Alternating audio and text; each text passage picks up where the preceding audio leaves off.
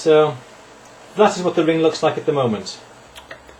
So what we're simply going to do is use our half round pliers, the half rounds on the inside, and we're just going to clamp it, hold it right on the end of the shank there, and then hold on to the rest of the wire. And the reason why I've left it long like this is that it's much easier to hold rather than having exact the right length. It will be very, very awkward and very awkward to get exactly around. So we're clamping it on there.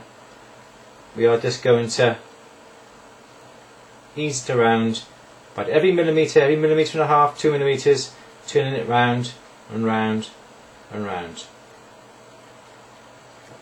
As I say, this ring has to go to a size O, so I'm just going to bend the shank around, but bend it actually smaller than the ring.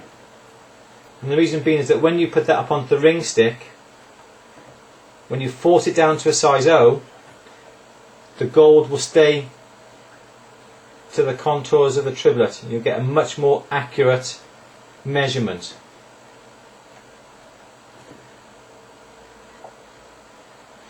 That's what we've got now so far.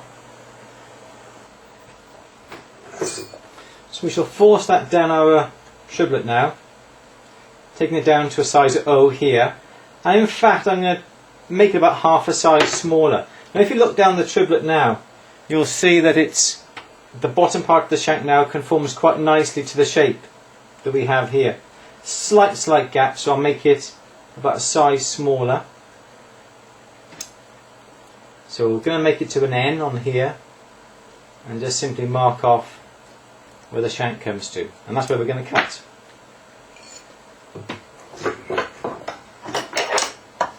And with our saw,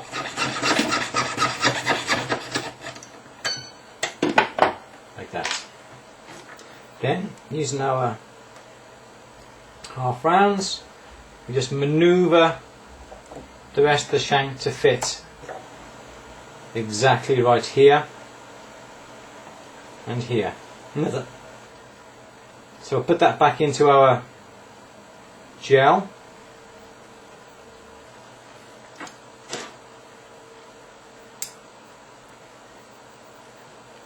Again, taking care not to get any gel on the joint.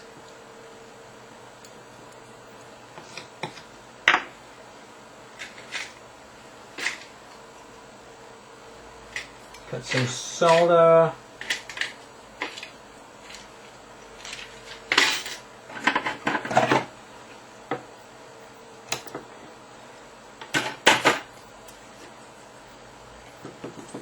Borax.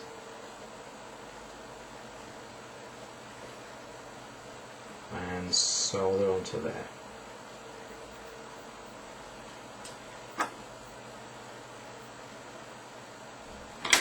And simply solder it back.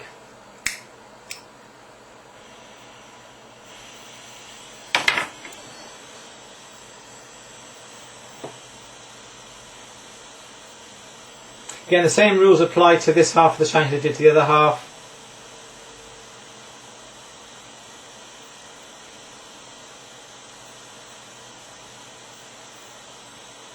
There you go.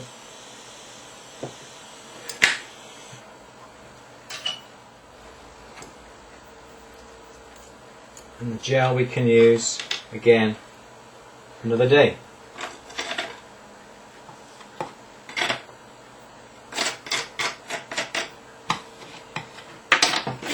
Just make sure you put the lid on it so it doesn't dry out.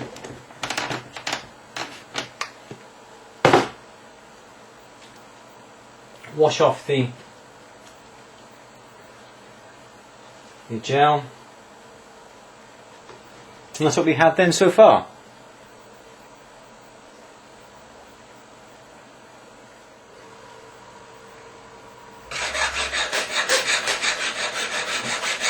Using a half round file, you can get in there nicely.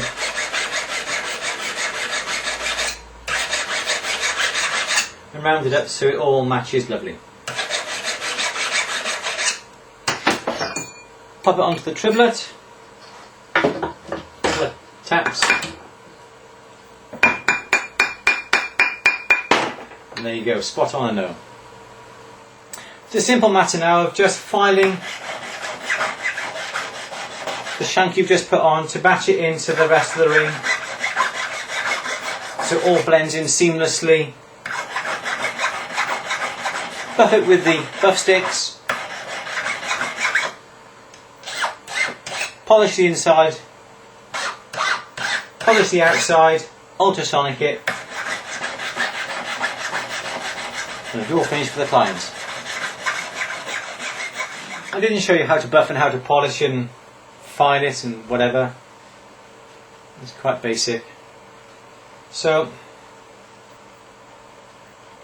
there's the ring now. Basically good as new.